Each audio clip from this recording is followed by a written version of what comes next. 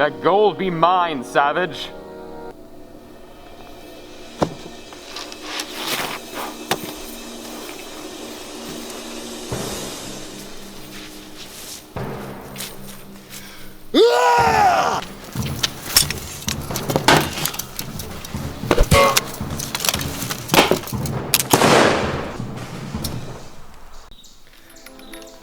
That there be my chest, you crooked-nosed knave.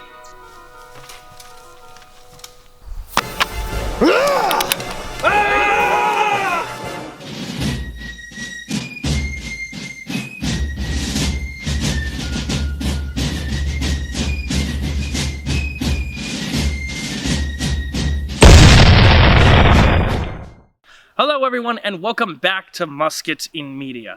Today, we're going to be looking at a little game that just simply won't die. You have heard of Pirates vs. Ninjas, Knights vs. Pirates on Deadliest Warrior, and why does everyone want to fight pirates?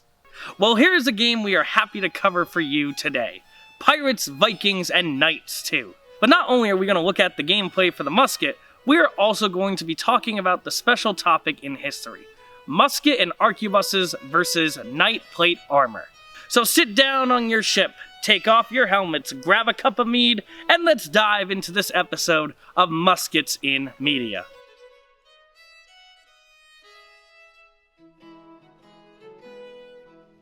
We have all heard the stories of plate armor knights and how fierce they were on the battlefield. Adding chainmail to prevent slashing attacks, and then plate armor to help against spears and arrows. The knight became the world's first tank, able to sustain blows from almost all types of weaponry. Even archers would have trouble getting into the plate, hence why weapons such as the crossbow and the English longbow were created. While the English longbow could penetrate armor if the user was strong enough to pull the string back, it took years of training for this to be possible. Training which some armies did not have time for. The French instead tried to focus on the crossbow, which gave more power and took less time to train than a normal bowman. But the most powerful weapon on the battlefields of Europe was the crossbow. It didn't need the years of training of the English archer to operate. The crossbow was used extensively in Europe. Its potential as a lethal weapon had caused one 12th century pope to demand its banning from the battlefield as being unfair. The ban failed. While there were some times that these weapons would penetrate armor, it was not doing it every time. And something new just hit the world with a bang from China. The gun was created and sent to the West. These arquebuses proved to be quite powerful against armored knights, but only certain variants. For example, any one-handed arquebus didn't have enough power to actually penetrate the plate armor that the knights were wearing, meaning that the gun would be worthless against an armored opponent. But long-arm arquebuses proved to be a formidable weapon against knights. Guns, however, were not the final answer against knights, but the introduction to the new weapon did help shift warfare away from being heavily armored.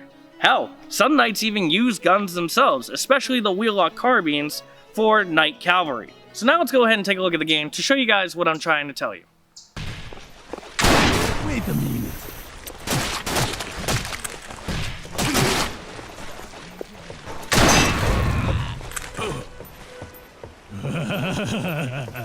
The booty. Help him carry it. Killing spree. Some assistance be nice for the fine booty acquisitions.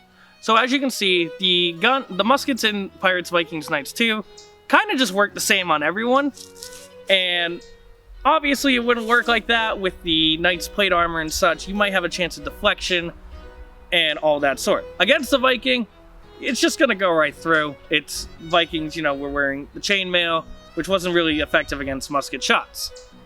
Now, the interesting part about this is that when the pirates do their gun shooting, there's two different types of reloading animations in this game.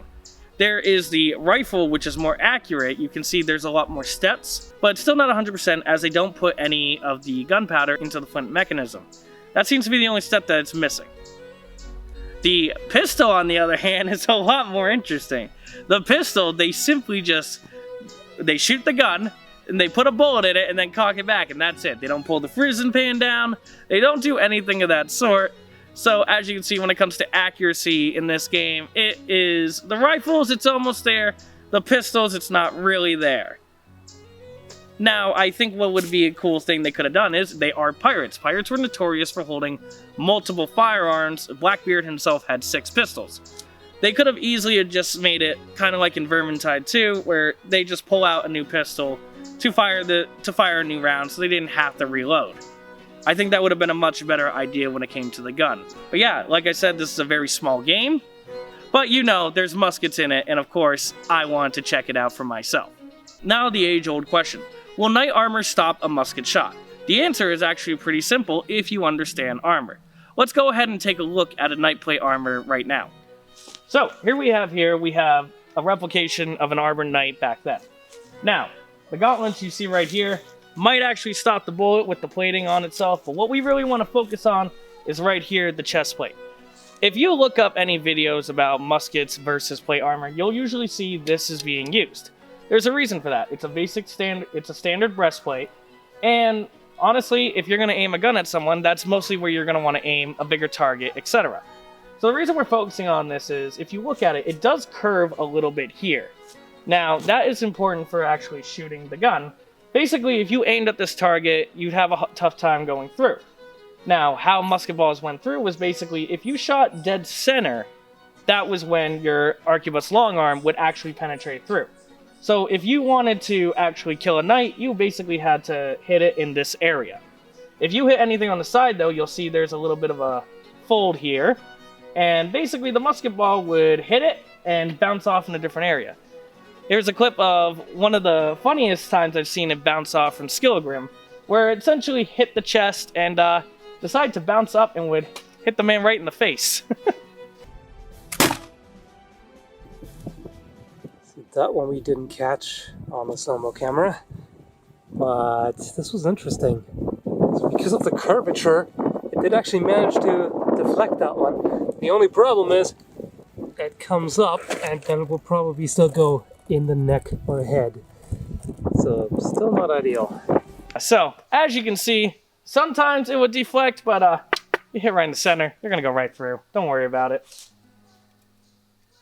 What do you mean it's gonna go right through? Yeah, it's gonna go right through. I'm not gonna feel anything. What do you mean you're not gonna feel anything? If I hit dead center, you're gonna feel it. No, I won't. How will you not gonna feel it? It's armor. Yeah? So you're telling me if I take this gun and I shoot you dead in the chest, you're not gonna feel it? Go ahead. Yeah? Okay, let's see. Let's go. That's what I thought, bitch.